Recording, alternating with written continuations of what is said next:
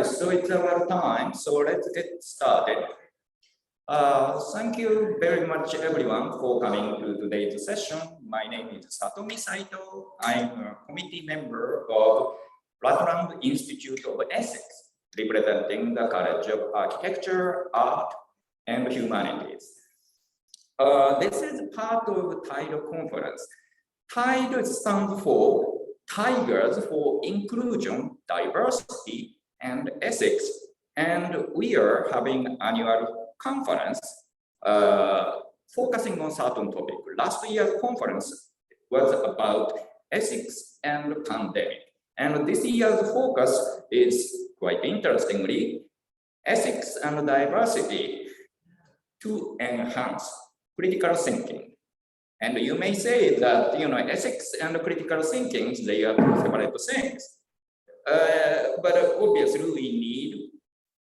we need ethics for critical thinking, or more importantly, during the time that people tend to impose value in the name of ethics to other groups or diversities, easily turned into kind of antagonism. Maybe we need critical thinking to re-evaluate ethics and diversity. And we have great speakers, one visitor to Clemson and one internal speaker, and one is Professor Mark Del Mastro from College of Charleston, and Maya Hislop from our English department. And they are providing interesting thoughts and ideas about those issues. Firstly, for the conference, I have to respect and appreciate generous funding from the Rutland Institute of Ethics, but also the college for providing funding. But at the same time, without the help of various people, for example, the dean of the college and also chairs and speakers and participants, it's impossible. Especially two speakers already started a discussion on the topic. And we agreed on that maybe we should be doing round table rather than one-sided lecture. So we'll have a loosely structured kind of round table in which two speakers will deliver brief talk, and after that, we'll open the discussion among speakers and also to the audience. To facilitate discussions, we have two moderators from Department of Languages, Professor Joseph Mai and Professor Arelis Moore. And I appreciate their participation, and they are going to moderate discussions later. But let me introduce two speakers first. Firstly, first speaker is Dr. Maya Hislop. She is originally from Brooklyn, New York.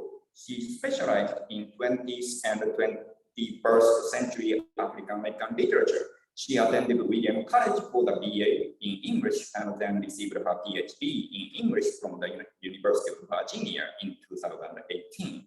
Right after that, she came to Greenville to start her job as an assistant professor of English at Clemson University.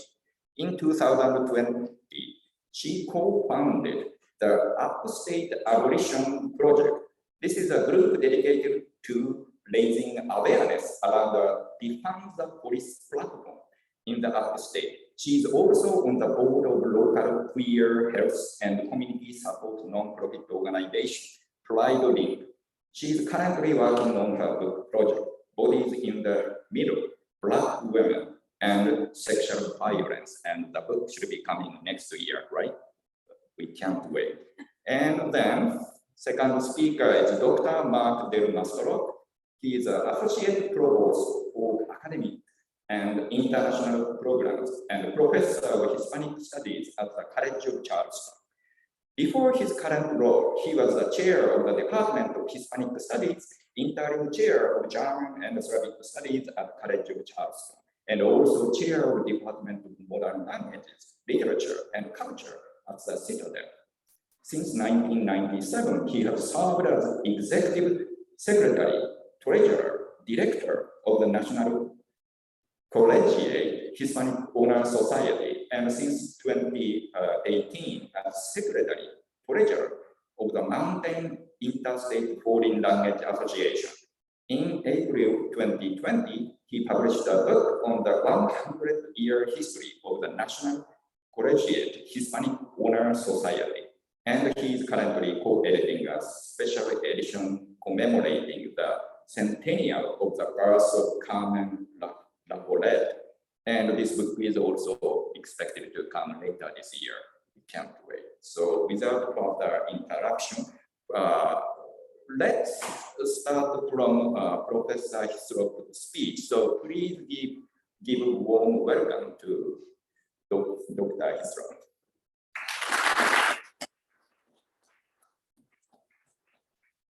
Can I put this on myself?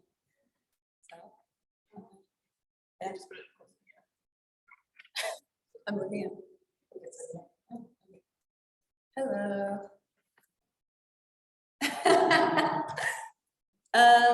Thanks so much for everyone for coming. Thank you for all the sponsors for making this possible. I know all the work that goes into organizing events like this.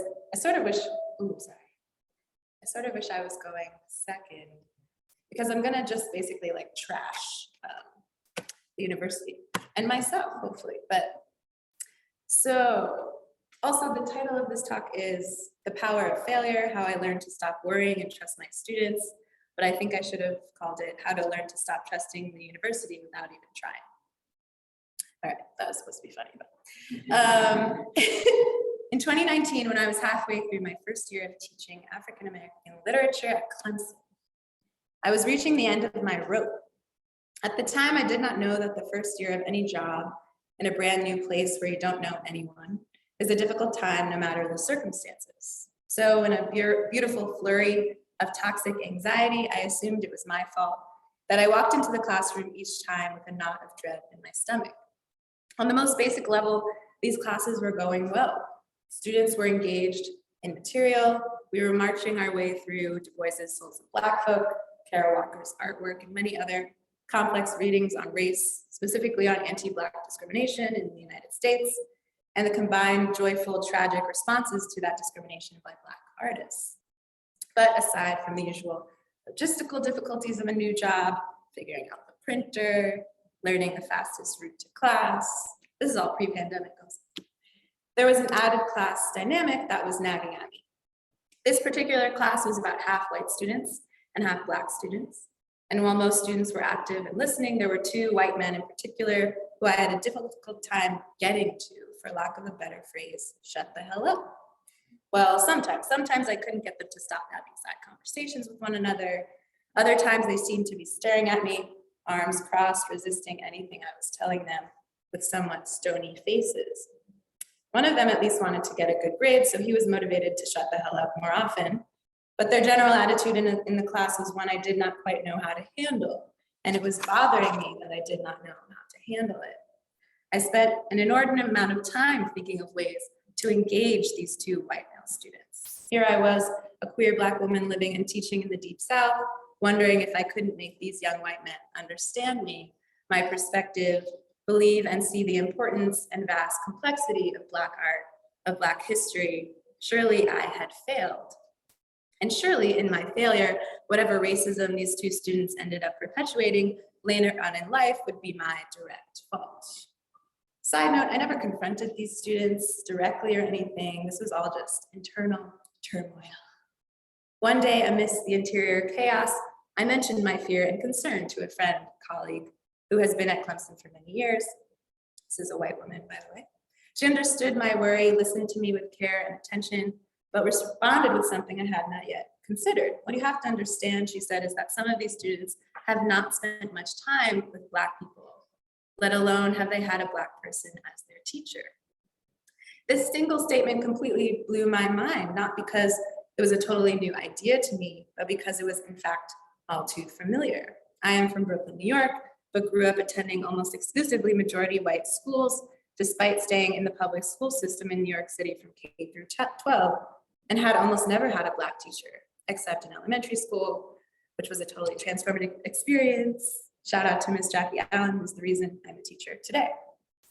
And I had almost no Black teachers in college, especially absent were Black teachers from my English education, which is another thing that prompted me to become a professor, to be the Black literature teacher that I never had. However, having few to no Black teachers while living in the diverse and at least superficially liberal city of New York is quite a different thing from no Black teachers in Clemson, South Carolina, and the region itself. When my colleague mentioned the dearth of not just Black teachers, but Black people in some of my students' lives, I was reminded of how little a part I played in an entire system of education and mental disciplining that had been taking place long before my students and I had even met. Every teacher longs for their class to be the one that is transformative, for the entire class to rise up on their desks and sing the praises of their instructor, scream to the mountains as to how much this one person has changed their lives. But this teaching model is all wrong, or I should say it's all wrong for those of us who exist in bodies, minds that are on the margins, whether that's in terms of our racial, class, sexual, physical, mental, and or all of the above aspects of our identities.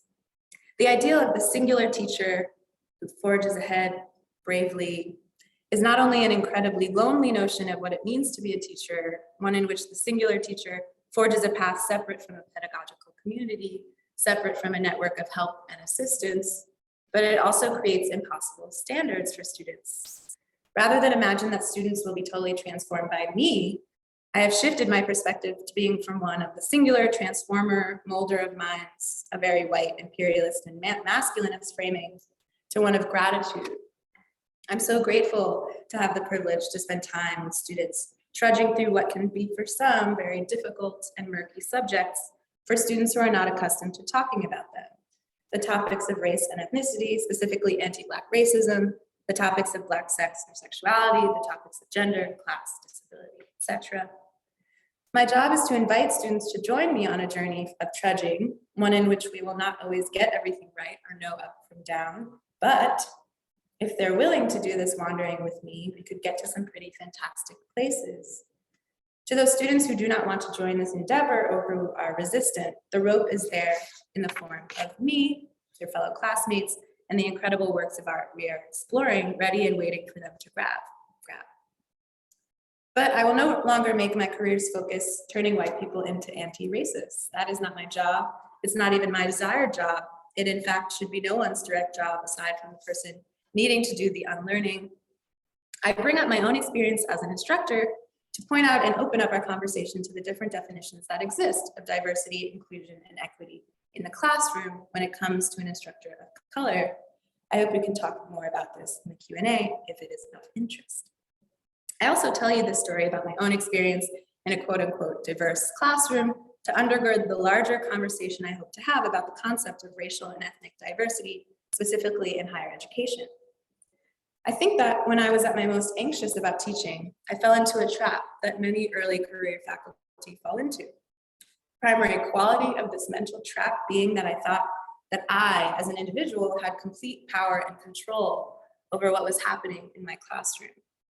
Even though I had thought about power dynamics in the classroom theoretically and had attempted to practice care and attention around those dynamics as a graduate student, I relinquished large chunks of responsibility from myself because I was ultimately still a student, still figuring it all out for myself. And so my expectations were mitigated by my status. As a professor, I immediately translated the weight of this powerful title, professor, to mean that all of the responsibility was now my own. Here I am teaching my students to think more structurally and systematically, and I am having, systemically, and I'm having a difficult time doing the same. Oh, the irony. Once I recognized my positioning as one of limited power in the neoliberal / hyper-conservative system of higher education, I stopped worrying as much. Because this system of higher education is amorphous and wily. It absorbs almost all radical anti-racist efforts and converts them into sanitized versions of themselves. Once I started to think more structurally, I saw my own power in the classroom differently than I had before. In other words, once I remembered that the university will never be incentivized to truly change and care about the most vulnerable of our population, those who are underrepresented, whose deaths go unnoticed and overlooked and nothing done about them, those who suffer in cycles of violent abuse at the hands of the state, those who sit in cells receiving no medical care, those who make shit money for shit quality of life and die that way thinking they deserve it, the university has and never will be geared towards actually upending power structures to benefit what Marx might call the revolutionary class, what Richard Wright, a great powerful Black thinker, might call the Black revolutionary class, what may now be Black trans women of color, who sit at the very bottom of our social structure. The university was built and continues to be built to perpetuate capitalism, and the efforts around diversity, inclusion, and equity have been absorbed by that machination. So what do we do in the meantime while we wait for the university to self-destruct, for the systems of capital to fold in on themselves, rendering all student debt and all human suffering moot? We put on events like these and ask some questions that might get us to start thinking differently. Awareness isn't evil to make the center of one's radical practice, because so much awareness and no action defeats the purpose of awareness, but we sit in the discomfort and power of our contradictions. I rail at you against the university while the university pays me to do so. No one told me I couldn't be a hypocrite, so here I am. So what are some good questions to ask a university that, like many universities, is somewhat doomed to continue congratulating itself for allowing Black and brown people into its hallowed halls, while it also arrests those same students when they stand up and speak for what they believe in? See the psych sit-in of 2013. Happy to touch on that more in the Q&A.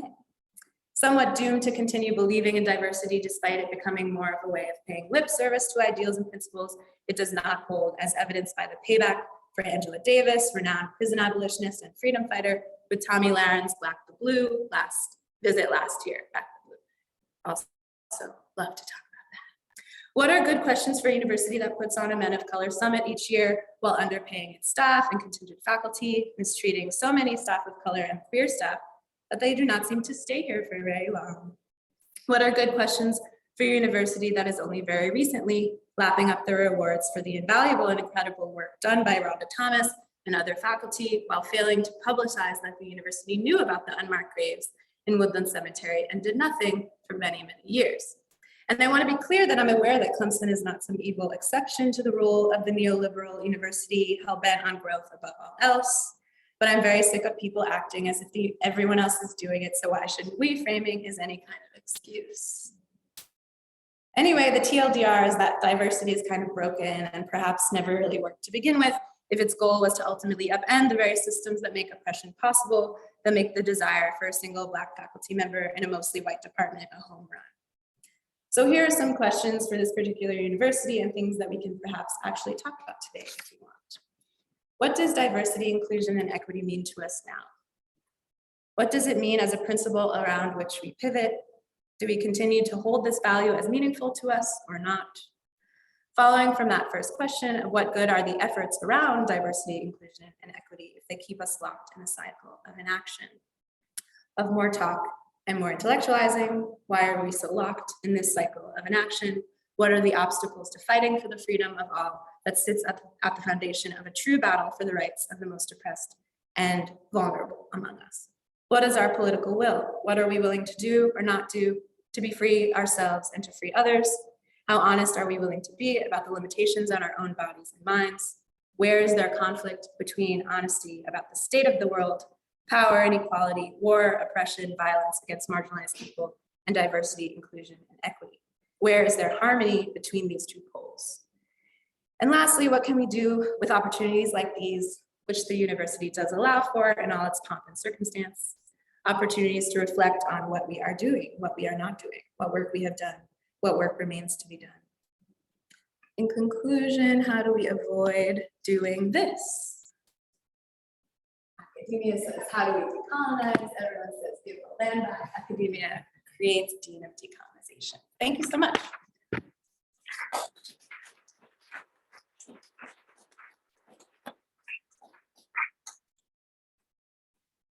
Thank you very much, Dr. Hislop, based on her experience in classroom. And now we turn the table to Dr. Del Mastro. He has a ton of experience outside of classroom, and he should be providing important insight and perspective to the issue. Please give warm welcome to Professor Del Mastro.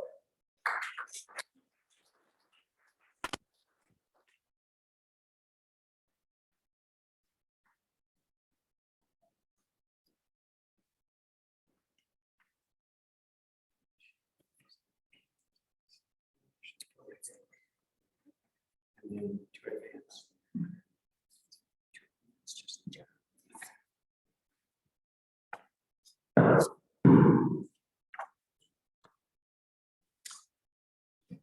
Buenas tardes. So let's call out the elephant in the room.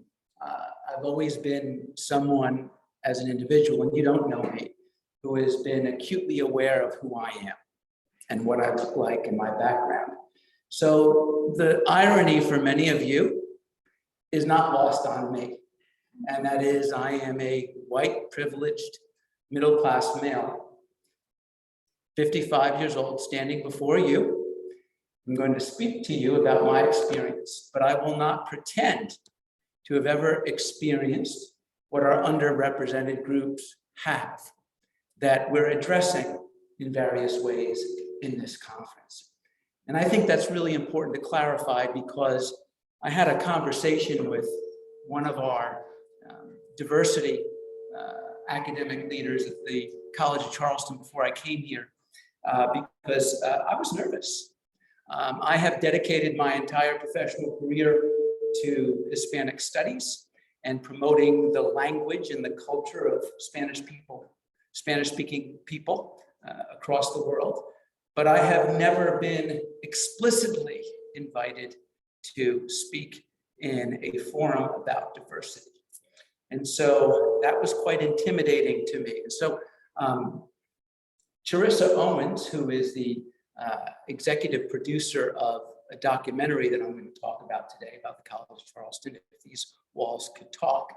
I had a conversation with her before I came here, and I said, you know, I'll be honest with you, I'm quite nervous because I'm humbled by the invitation, but I also recognize who I am and how dare I address diversity. And I told her, but it's precisely because of who I am, just like all the other white privileged individuals in our society, that make it even more important for me to participate in this conversation. And so, having said that, I hope that what I share today helps with this discussion of diversity that our colleague, Dr. Hislop, initiated in such a very thought-provoking way. And that we can all understand at the end of this that this isn't a conversation that only certain of us can have in the US society and across the globe, but that all of us need to participate in if we're going to move forward with what we're trying to accomplish collectively. So I just wanted to start with that observation before I begin. And thank you for the invitation. This has been a tremendous honor because I have a daughter who's a freshman here at Clemson. I've been here at Clemson many times before, so it's an institution that I highly admire, and so it's a great honor for me to be here. What I'm going to do from what Dr. Hislop has done is transition more to the broader plane to talk about diversity, and I'm going to focus on three mini stories of my experience in the academic world that I think is going to help us with this discussion as we move forward. I'm going to focus on the notion of the other. Those of us who are in literature, I know Dr. Hislop is as well, and others are, the notion of the other has varied meanings in literature. The notion of the other is that individual that we're introduced to and we automatically come to certain judgments about, but we really don't know who they are or what they've experienced, regardless of their race or background. And those are some of the experiences that I'm going to talk about today through these small stories. Does anybody, we need to go back here. First, I'm going to start about a story about a girl. And I'd like to ask if anybody recognizes the young woman that you see on the left standing next to the guy with the top hat. Anybody have any clue? Do we have any members here of the National Collegiate Hispanic Honor Society? Well, that young woman is a 16-year-old in this picture named Ruth Barnes in Richmond, California. She was the only child of a railroad engineer. And at the age of 16, after graduating from Richmond Union High School, and there's a picture of her in pep rally garb during her senior year. Upon graduation at 16 years of age, yes, she was a precocious young woman, attended the University of California, Berkeley. Has anybody visited Berkeley? It's a beautiful place. And quite different from a lot of our state institutions here in South Carolina. The reason I want to talk about this young lady is because she founded what has become today the largest foreign language honor society at four-year institutions in the United States. But it wasn't something that she had envisioned when she first founded. And I think the saddest part of the story is that when she founded it at the University of California, about 2 years later, she eventually fell off the map and was completely forgotten by the leadership. So here in this slide, we have Stuart Gross, who is the Executive Secretary Treasurer of the National Collegiate Hispanic Honor Society. And in 1948, he published an article, which is entitled there, La Sociedad Nacional Hispánica Sigma Delta Pi, in the Journal of the American Association of Teachers of Spanish and Portuguese, Hispania, in February of 1947. Now, this is shortly after, in 1919, when she founded the organization. And by that time, when he published that article, there was absolutely no mention of Ruth Barnes. It was a 5-page article that highlighted the history of the organization. It was a promotional piece, and no one would have had any idea that Ruth Barnes had any role in founding that organization.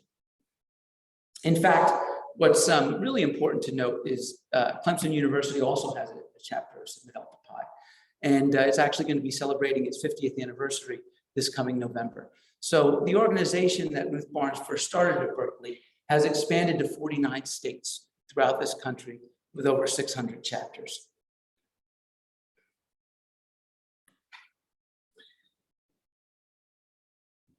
"16 years after the 1947 article, T. Earl Hamilton published an article in the Journal Entre Nosotros, and he's pictured there on your left. This is a picture of him at 55 when he was president of the organization.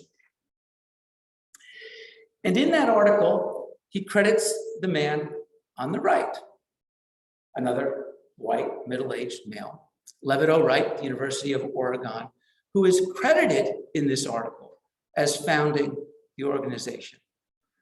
There is no mention of Ruth Barnes in that article. So to probably everybody in this room and every member of Sigma Delta Pi, the notion of the other is what is associated with Ruth Barnes because she's completely forgotten. However, T. Earl Hamilton did make things a little bit better in his 1995 book to commemorate the 75th anniversary of Sigma Delta Pi. It was a history, again, a history from his perspective, that basically he knew a lot of the individuals who were leaders in this organization. And he made about a 3-paragraph mention of Ruth Barnes and what she represented as founding the organization in that book. But there's no other mention of Ruth Barnes, what happened to her after she graduated from the University of California, Berkeley in 1921, or where she lived, or what she had accomplished at that point. It was basically praising all of his cronies who were also leaders in the organization that he felt deserved his credit for bringing the organization to where it was by 1995. It was a far-reaching organization at that time, but Ruth Barnes' role was downplayed. Again, the notion of the other. Now, what makes Ruth Barnes even more fascinating with regard to her history are the circumstances of her university years. By her freshman year of 1918, there was an epidemic that was on course at her institution that was going to infect 40% of the world population in the following 18 months up and through 1919. You may have heard it misidentified as the Spanish flu, which is an unfortunate name. And if there's time, we can talk about why it was called that. But it was an epidemic, a global pandemic, very similar to the one that we're experiencing now, but much more lethal. It would eventually kill 50 million people. And to give you an idea of what we're at with COVID, we're looking at about 6 million people to date who have died from COVID. 50 million people is more than twice as many who perished in World War I at the time. That did not end until November of 1918. But not only were these circumstances that were the backdrop of Ruth Barnes' university years forgotten, but also were many aspects of the pandemic of 1918, and probably conveniently because of the widespread misery that both it and World War I had generated. During that same academic year of her, which was her sophomore year, Ruth Barnes was a dynamo at her university. She became treasurer of the Spanish club at that time. She was secretary of her sophomore class. She was the second violinist for the University of California orchestra. She was contralto in the treble clef, and she was a member of both Phi Mu, which is the second oldest sorority in the US, and the Britannian Society, which is the oldest collegiate women's honor society in the country. She was also a varsity athlete of the crew team, which is rowing, for those of you that are familiar with crew. And that's where she also met her future husband, Lewis Homer Henderson. But there's also another side note, which is very interesting, that no one knew about until I started my research for my book in 2016. And that was on September 19th, 1918, which was her sophomore year. Her father there, which is pictured in his San Francisco office, died of a heart attack unexpectedly. This at the same time when was referred to as the Spanish flu was ravaging the Berkeley community and actually killed 7 members of the university at that time. All the while, Ruth was trying to navigate through her sophomore year. But no one had remembered that small detail of the founder of the largest foreign language honor society today in the US.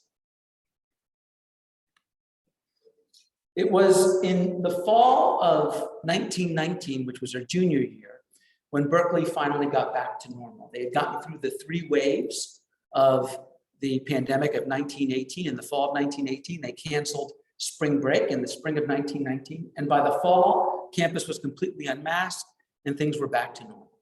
And that's when Ruth, on November 14th, pulled in 6 classmates and brought them to her widowed mother's rented apartment, because her mother had joined her after her father died, to start Sigma Delta Pi. And these are the 6 individuals pictured here, and Ruth at the top left. That is the apartment in the upper right that you can see where they held the first, goose.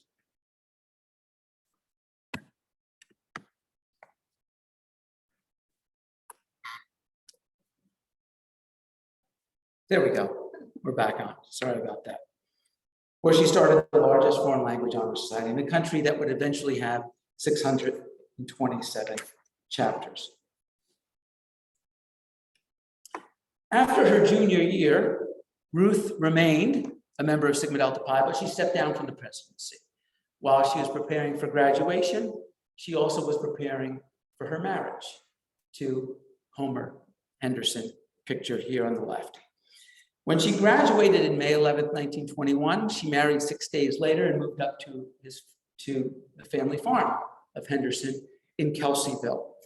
And it was at that moment where Ruth essentially fell off the map. No one had any trace of her. These pictures were never seen by the larger organization until I started my research project back in 2018, visiting her granddaughter. But it was up there in Kelseyville after her graduation where she went to live with Homer, her new husband, and start her new life. She was immediately told by the physician up there when she arrived that she could not have children because of medical reasons. Well, Ruth was pretty hard-headed and ambitious and ignored the advice, and about a year later gave birth to her only son.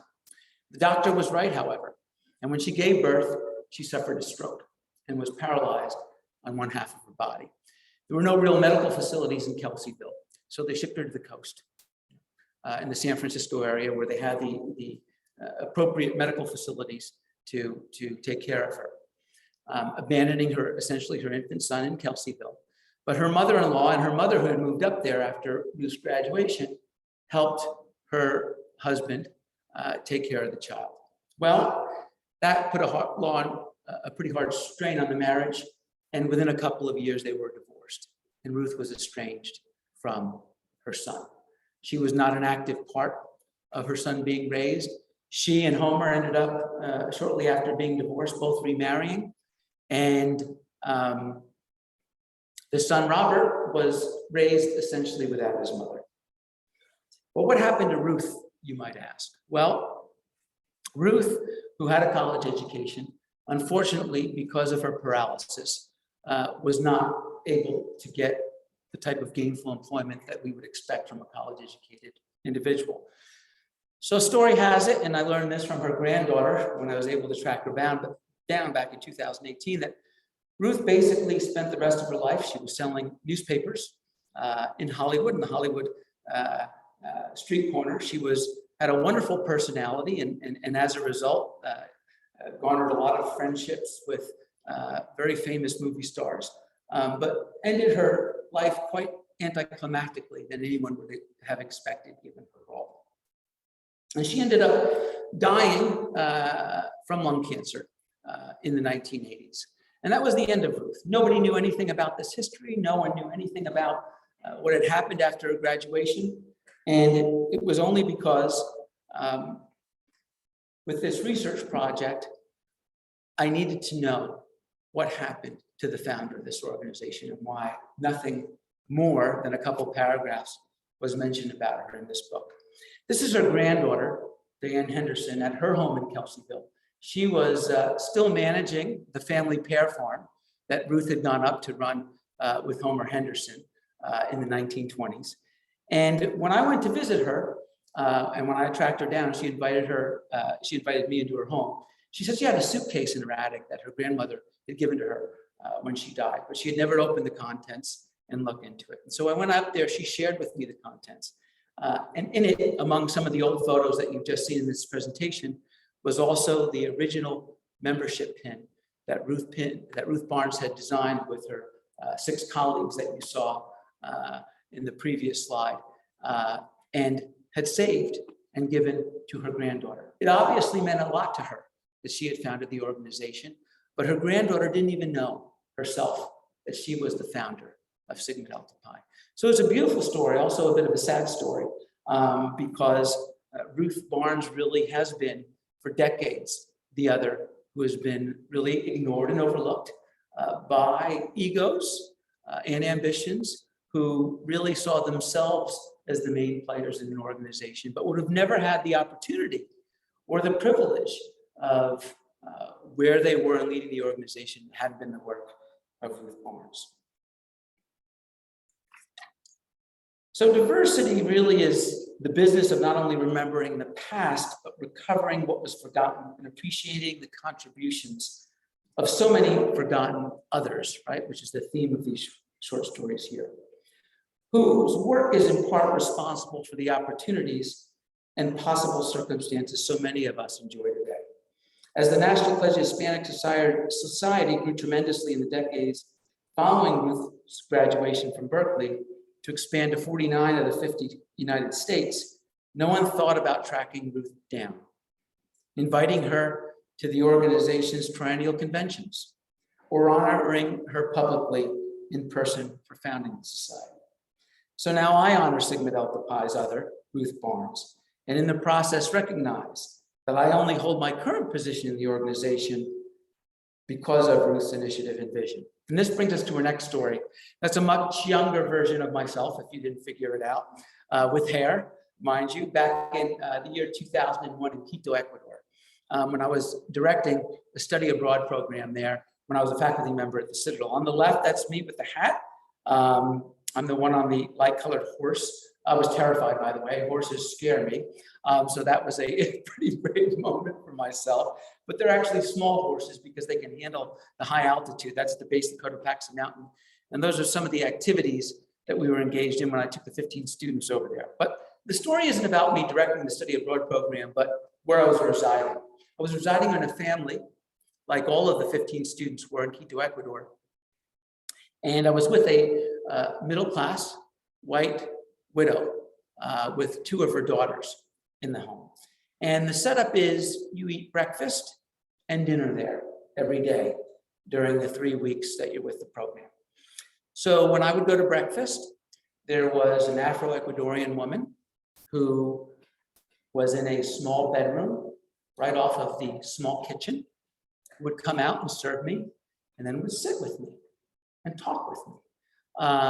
And it was very pleasant. I got to learn a lot about her, about Ecuadorian society, about her background. But it was on day 3 where we were in the middle of a discussion, and she looked at me terrified and stopped and said to me, and I'm paraphrasing because it's been a long time, but she essentially said to me, she said in Spanish, "Sir, if there is any moment when I'm sitting here and we are talking that you want this decrepit old Black woman to leave, please tell me and I will do so." I was dumbfounded. I was horrified and I was sad. And I immediately responded and said, "No, ma'am." I said, "Your presence here makes what would ordinarily be a very lonely breakfast a wonderful, enjoyable conversation with a friend. So please don't leave and come every morning." In the background, I could see the matriarch, who was the 40-some-year-old white Ecuadorian woman, the widow, who was overseeing this, who had clearly kept in check the live-in servant, which is who this Ecuadorian African woman was, to make sure that she was not overstepping her boundary with talking to the white guest. I later learned through conversations that she was considered a member of the family, but of course with boundaries. She was actually the godmother of the white Ecuadorian matriarch, but again, with boundaries because of the color of her skin. Now, I was very prepared of the many complexities of Ecuadorian society through my studies. Just like many of you in your studies in your different classes are being sensitized to aspects of culture, race, inequities. But it's until you experience it firsthand where it really hits you hard. And so I spent the next 2.5 weeks listening and learning about this wonderful woman and her experiences in gaining an incredibly deep understanding of the complexities of that society. That's my second story of Quito, Ecuador. And that woman was the other to me, and the others to many in her own society. The last little story here. Anybody recognize this building? Yes? What is it? It is. Okay. It's Randolph Hall. It's one of our iconic buildings, similar to your Tillman Hall, right? I mean, just about every picture, catalog, pamphlet you send has Tillman Hall on it, right? Well, Randolph Hall is our Tillman Hall. And Randolph Hall really is the center of my last story here. If you look at the bottom left-hand picture with the Christmas lights hanging from the oaks, if you look at the first floor of Randolph Hall and go all the way to the left, first floor, that second window from the left is my office. Quite privileged, I recognize that. I've been there in that office. It's the Office of Academic Affairs where I work since August of 2019. Honored to be in what is the iconic building of the College of Charleston, where all the tourists come through when they're walking. Honored that I have this wonderful view of the cistern, this historic building, but not aware enough, as I proudly said at the beginning of this talk, of what that building actually represented. Well, that building was built between 1828 and 1830 and is named after Harrison Randolph, who was the college president from 1897 to 1945 at the College of Charleston. And as I just said, Randolph Hall is considered the signature building at the College of Charleston. It's a National Historic Landmark, and it's one of 3 prominent historic structures that are all together around the cistern at the college. But just until recently, when anybody referred to the history of that building, it was always credited almost exclusively to a Philadelphia white architect named William Strickland, who was hired to design the original building. And then to Edward Brickell, white, ironically his last name, a Charlestonian architect who was hired to design the east and west wings of Randolph Hall that were built later. But the real history is that Randolph Hall was not really built by Strickland and Brickell White, who only designed it, but was constructed by forgotten people, the others, like others of the other two stories I shared with you today. But others whose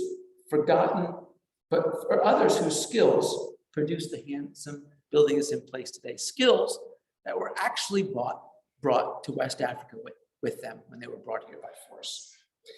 These people were slaves owned by contractor William Bell, who oversaw the construction of the building with these skilled Black laborers that he owned. They were not paid when they built that building. And although the details of the others who physically built Randolph Hall had mostly been vanished, forgotten from history, we managed to identify just recently, through research of faculty at the College of Charleston, some of these enslaved people whose names we were able to confirm in the past several years as Tom, Mudfree, Cuffy, and Peggy, as well as some other additional details of their extraordinary work, albeit mandated and not paid.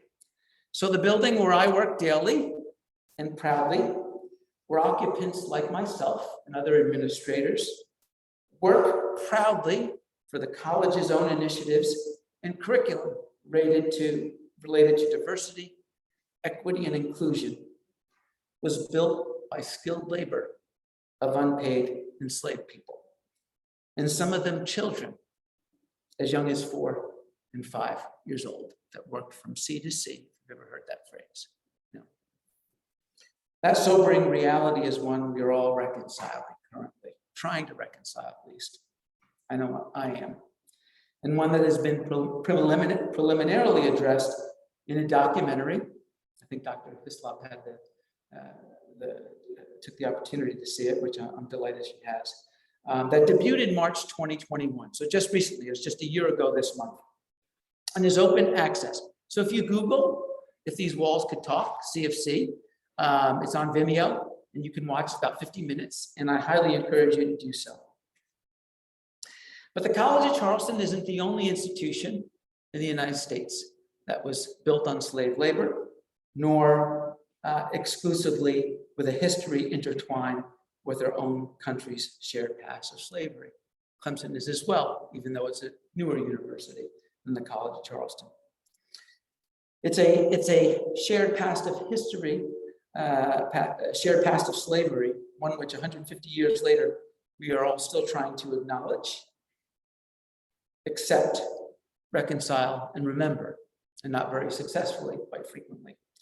With so many individuals whose names have forever been forgotten, although some of us are trying to recover, and members of the quote others whose contributions, despite the circumstances, are noteworthy and, in my view and the view of many of us, must be remembered. Thank you.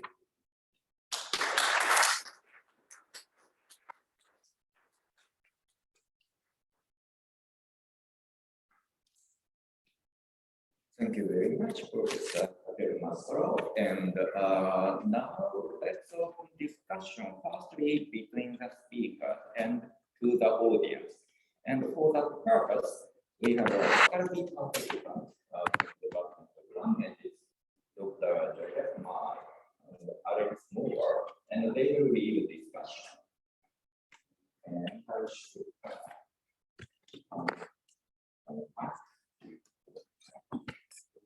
to trade the mic. Yes. So we were debating amongst ourselves how we would have this discussion go forward. I'm going to just propose a slight change, maybe, which would be that since the room is mostly filled with students, that maybe we would open it up first to students for questions. If you guys have any questions you would like to start on the discussion with, I think that would be the most appropriate. Do you want to come into? Yeah, let's get into it. We have the image here too. We should go And there might be questions on. So maybe questions on here, but any type of questions, just anything from either of these two really rich presentations that we wanted to ask about. Yeah, great. You guys raise your hand at exactly the same moment, so I guess we'll start here. Then Q&A.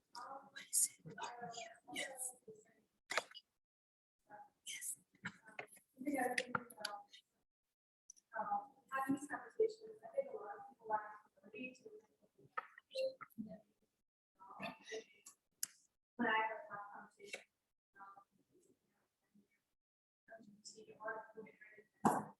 how do you just like about like instilling this humility into society? I think that's something that people lack a lot.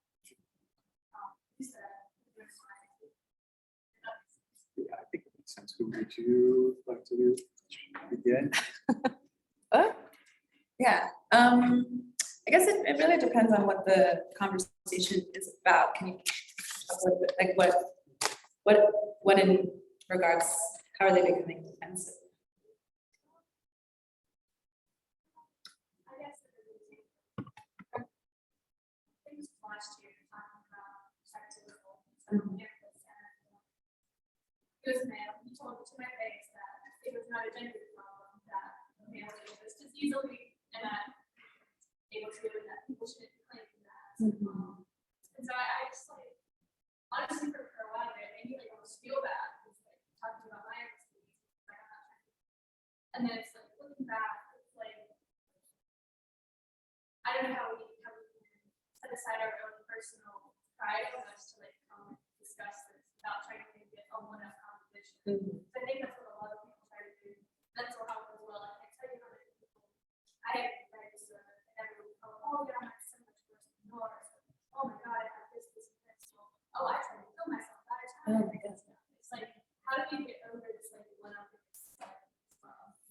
Well, I'm not going to answer that question because I don't know how to do anything. But I think it's important to, when you're talking to somebody you disagree with, are they disagreeing with like an essential part of your being? Because then there's really no conversation to be had, right? So if somebody can't really get on board with the notion that like gender difference makes certain people more vulnerable than others, and you experience things differently because of your gender, like I don't know where you go from there if that can't be agreed upon. And certain people are okay having those conversations where you're just kind of talking past each other and there's really no reconciling. I feel like as a teacher, I'm much more comfortable having a conversation with somebody I disagree with because that's what I've been trained to do. I'm sort of supposed to do that. But that shouldn't be everybody's cross to bear.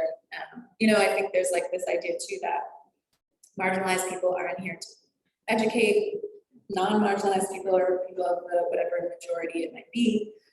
And that's true with the caveat of like, again, some people are accustomed to teaching, right, and instruction. And so ask questions so far as you feel comfortable, right? Getting intimate with somebody whose experiences are marginal is a risk for both people. And if you're willing to take that risk, I think the risk really of like you're saying, kind of degrading yourself or like losing power potentially that you typically have because of who you are or how you're centered usually. And then you may be willing to have that conversation, but if you're not willing to take that risk, I don't know that there's a conversation to be had. Really.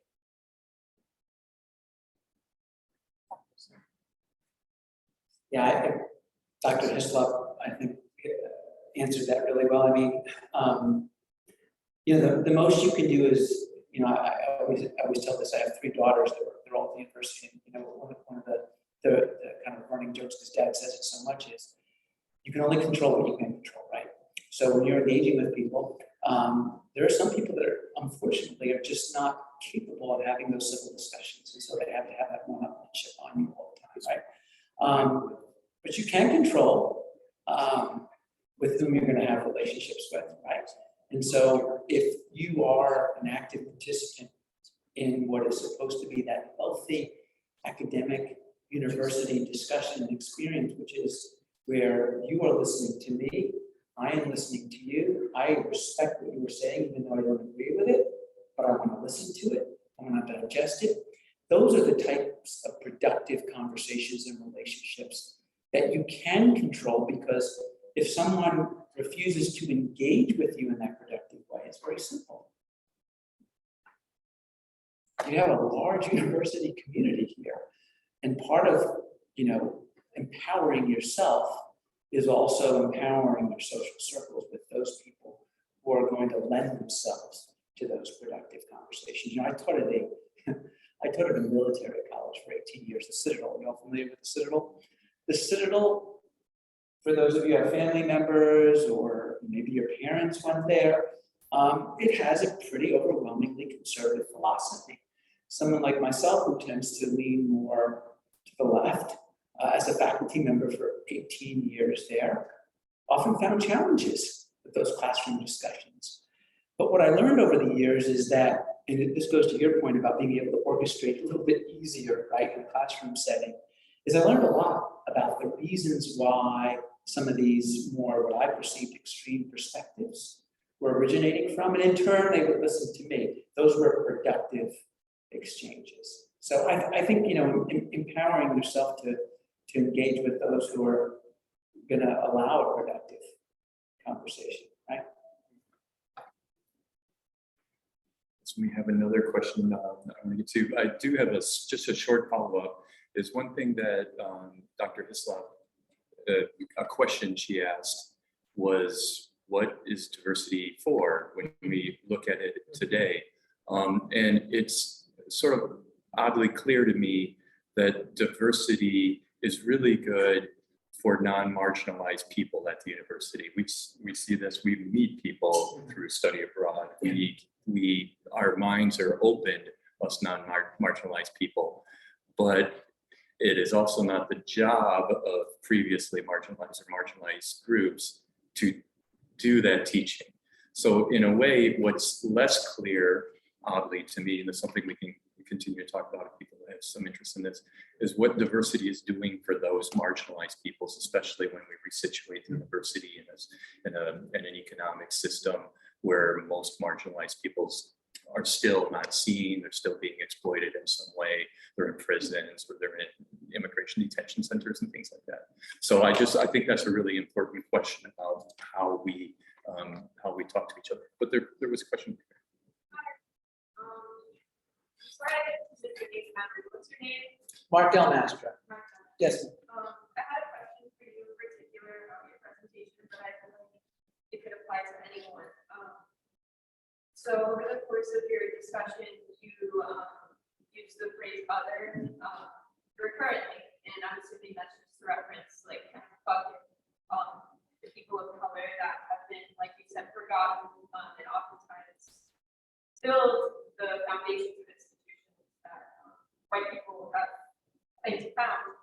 But I don't know, I just found this really interesting, and I wanted to know, you said that it's important to remember and commemorate and appreciate the contribution of those others that built these institutions. But is remembering, do you believe that remembering and appreciating is enough to de-other those people that you have kind of labeled as other? Because I feel like in a way perpetuating that other feels. Yeah, that's an excellent question. I want to clarify first your observation and summary of what I was referring to as other. Other is not necessarily underrepresented groups. They're not necessarily minorities. They're not necessarily a certain group of people. What I was trying to articulate is that the other is anybody who we really don't know.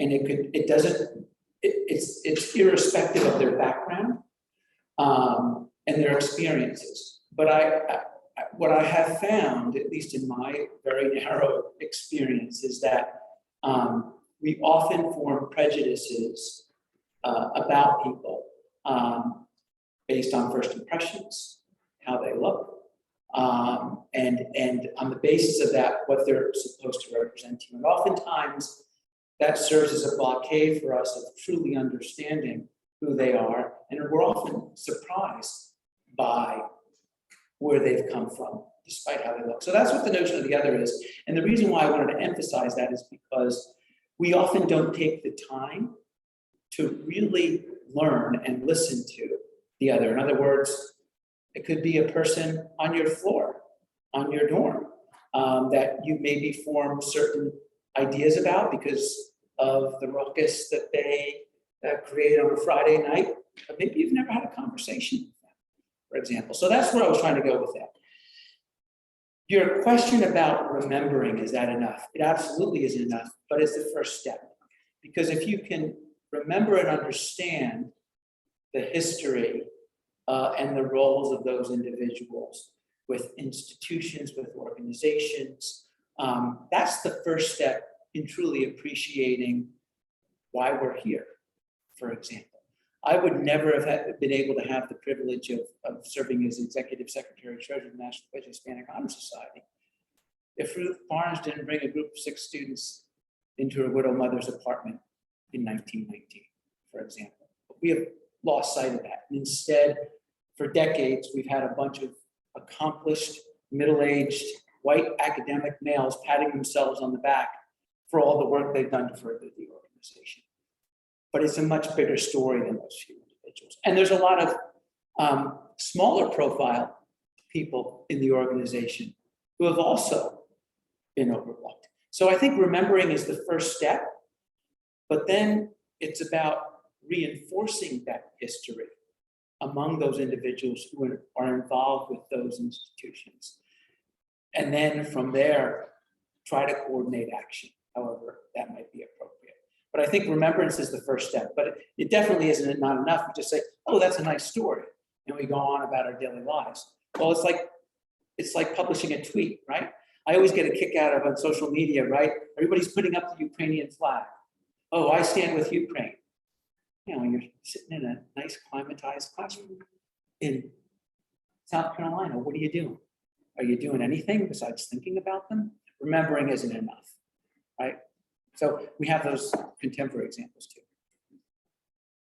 Great question. I want to talk a little bit about remembering too, because I think very interesting to Charleston being here, right? I think there are all kinds of remembering that are happening, and they're very different kinds of remembering. So for just like, for very, obvious maybe example, the Confederate monuments, right? So there's a conversation amongst neo-Confederates that to destroy those monuments is to misremember the past, right? To like destroy it, erase it, attempt to dismantle something that for some parts of our community, if we want to call them the United States a community, is like a point of pride.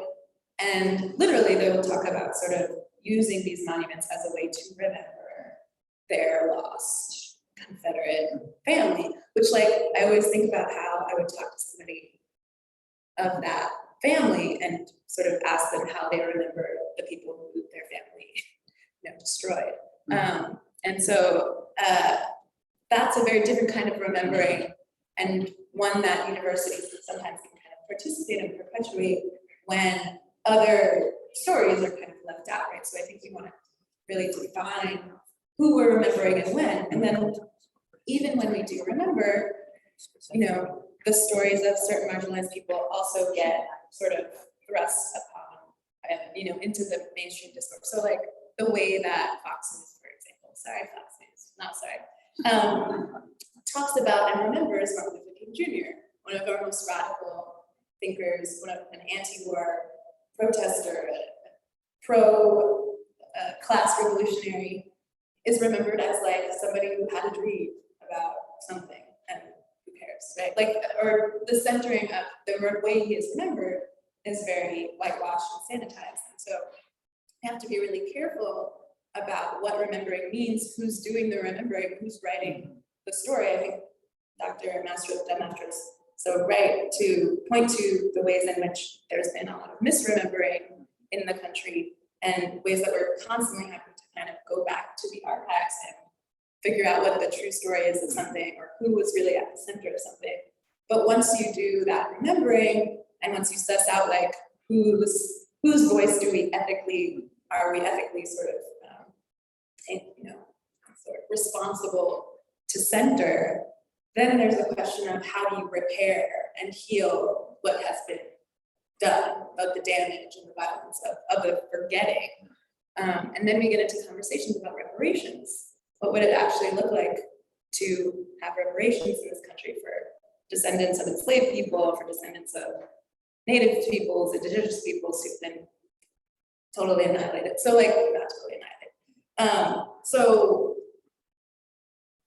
when you talk about reparations, oftentimes what ends up the conversation needs to get into abolishing systems of oppression, like universities, like prisons, like detention centers. So ultimately, like when you think about what the goals of remembering are, we also have to kind of talk about who's talking, who's remembering, who's the audience for any particular movement and cause. Because the ultimate goal of the diversity, inclusion, and ethics conference tends to be, back patting. We did a good thing. We gave those people some time, and now we can like move on with business as usual. So how do you get out of that cycle? I think is kind of what I'm. Thank you so much. I want to circle back to your question about the otherness and what Mastro was talking about, thinking about the otherness as much more than representation of underrepresented vulnerable groups. If we contextualize it into the social identity theory, it's really a natural tendency, according to this theory, right, of all of us as human beings, to look at anybody that does not fit into what we consider our group as the other. So it is a human nature, and that contributes to divide us. And how, for instance, when you identify as a person of color or any other underrepresented group, we are also looking at anybody who does not fit into the group that identify with as the other. So it is involved with this, and how fostering connections, communication, and engagement across groups can help us to reduce the effect of that natural tendency that we have as human beings. As a university, as faculty, we feel like we have something to do in terms of fostering these connections. And I feel that the university needs to continue to do much more to connect with communities in general, all different groups, because it's like for students and faculty, it's not just our burden, and how can we continue to fostering this connection across different groups. So it was a really interesting sense for bringing that up. And then is a question for you, Dr. Hislop, which is related with something you talked about in the site of city. And I'm going to read the question because it's in the Zoom. This is the reason for arresting the students was trespassing after hours. Do you believe this was a valid excuse, or was trespassing used as a scapegoat to prevent the event from garnering more attention? What actions do you believe could have been taken to handle the situation better? So I don't know how many of you are familiar with the site sit-in. Yes, okay. So, and I was not here, so I would actually also, if anybody was here, please, this is all like second, third hand. But my understanding, and I'm just gonna like briefly summarize this, Black students had been experiencing what they experienced at Clemson for many, many years, which is a lot of isolation, a lot of being ignored. And this was also at the time, 2013, so after Trayvon Martin's murder and many other murders are happening. So the Black Lives Matter movement is kind of gaining attention. And I think there was a protest that received a lot of problematic attention and hate from the university, it seems, for at the very least a lot of neglect. And so reaching the end of their rope, students sent demands, Black students sent demands to the university, got no attention. So they started a sit-in at Sykes Hall. And this went on for, I think, 5 days, or more than that, a week or so. And there were bananas thrown at them, there were death threats. I mean, this was not like everybody singing Kumbaya sit-in. This was a very traumatic and really violent experience with the students. And they knew that they would be arrested eventually and were kind of prepared for that. But basically, to answer the question, so just to give that historical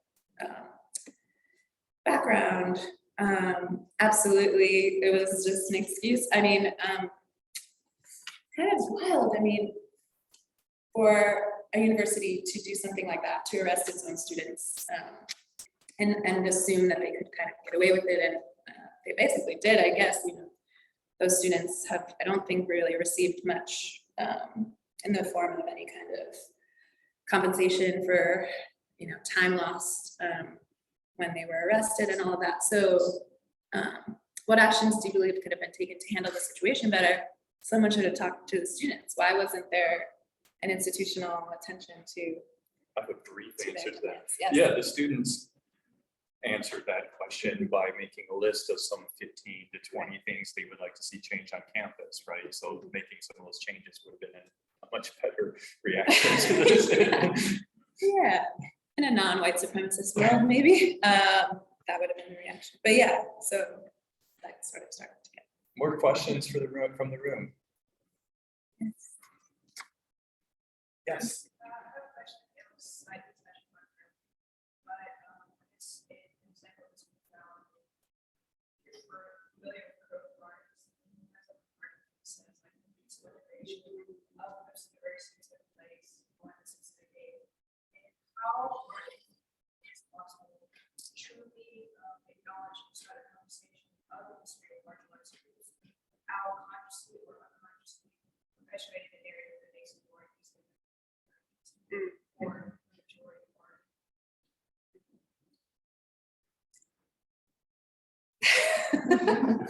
Well, you know, a former answer, you know, from like the 50s and continuing now in kind of conservative circles would be, well, more Black people, more marginalized people in power equals, you know, change.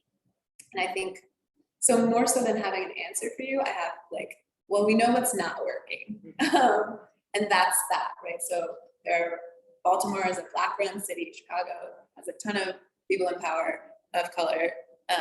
New York City has a Black mayor, has had Black people in power, and incarceration rates of people of color there skyrocket, right? Like the ways in which, especially the ways in which communities of color are policed in those cities continues to be just abhorrent and violent. So we know that that's not the answer to changing this way of like sanitizing history. I think we also know that universities aren't necessarily the answer, right? So one of the things I wanted to highlight from what Dr. Mastro said is that, and what he said, is that universities are places where people can meet who they've never met before. So me being this like Black teacher for a student who's maybe never had any kind of really real relationship with a Black person, you know, that's not nothing. I don't want to like dismiss that.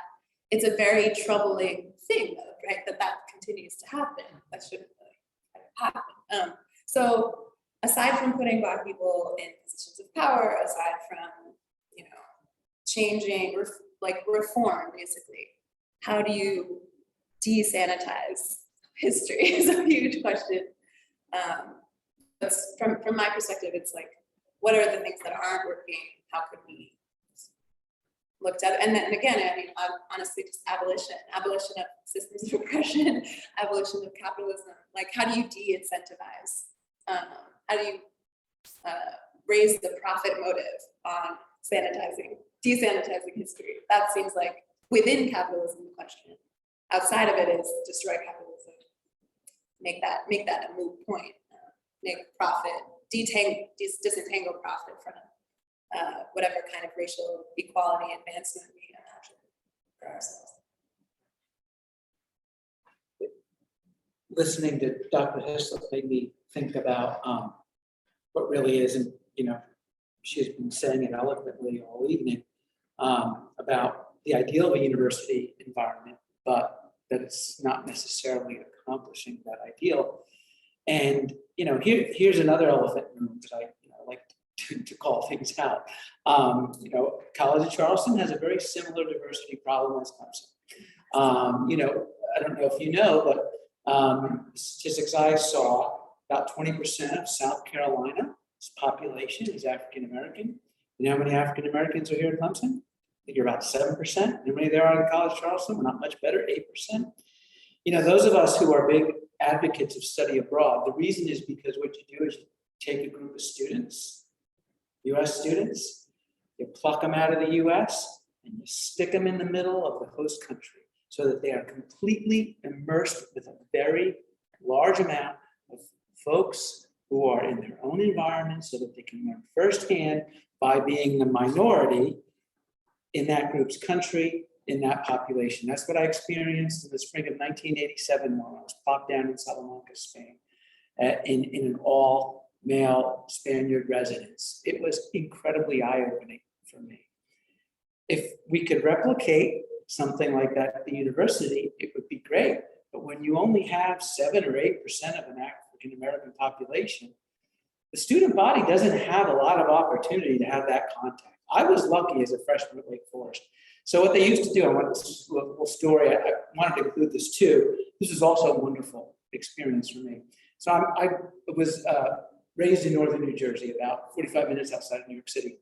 So what they used to do, similar to what they do now, but what they did when they coupled us for roommates when I was a freshman, I was an all-male dorm. What they would do is they would couple you up according to the perception of the university of whom you might get along with, given your background and your exposure to diversity. Not realizing, for example, growing up in northern New Jersey, I had a tremendous experience with exposure to many different ethnic groups, with the exception of one, African Americans. I had 2 African Americans in my entire high school. I had 1 in my church. I had very little contact with them. My freshman roommate, who I'm still friends with today, was a male African American gay male from Greensboro, North Carolina, son of a preacher. That was one of the most incredible learning experiences, and I'm sure we would say the same about me, living with me, because he didn't have that kind of exposure with someone from my background. But it was because I spent a whole academic year living with him in a dorm room and speaking with him that I was able to learn and appreciate who he was and his background. But my other 8 suite mates did not have that experience because they were all coupled with white males from the South. But I was privileged to have that experience.